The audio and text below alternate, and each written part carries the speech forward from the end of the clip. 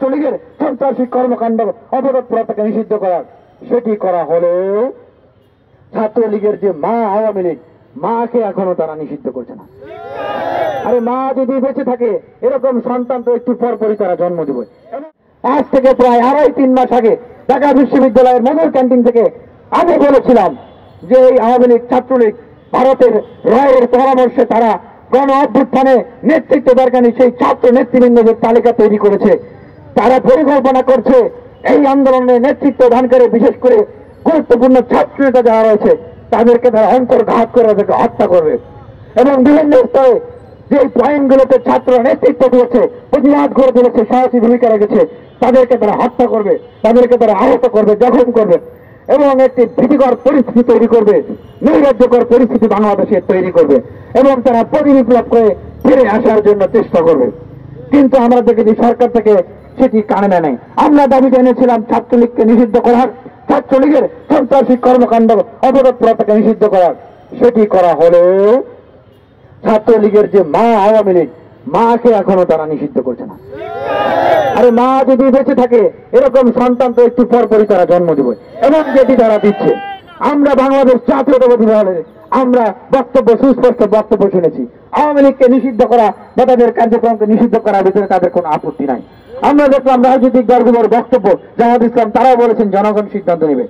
এখন আমাদেরকে বলতে হচ্ছে ছাত্র জনতার প্রতিনিধি হয়ে, জনতার সিদ্ধান্ত, ছাত্রদের সিদ্ধান্ত, এই গণহত্যাকারী খুনিরা বাংলার মাটিতে রাজনৈতিক কার্যক্রম পরিচালনা করতে পারবে না। যার বাড়িতে প্রার্থীবাড়িকে নিষিদ্ধ করা হয়েছিল, এই বাংলাদেশে আওয়ামী লীগ এবং তাদের দেশের রাজনৈতিক কার্যক্রম এবং তাদের দলকে নিষিদ্ধ করতে হবে। আগামী নির্বাচনে তাদের অংশগ্রহণ করা তো দূরে থাকুক, তারা কি এই যে মোদী যে বক্তব্য দিয়েছে তার কোনো প্রতিবাদ জানিয়েছে? জানায় নাই, বরং তারা শেখ হাসিনাকে বাংলাদেশে ফিরিয়ে আনতে চায়।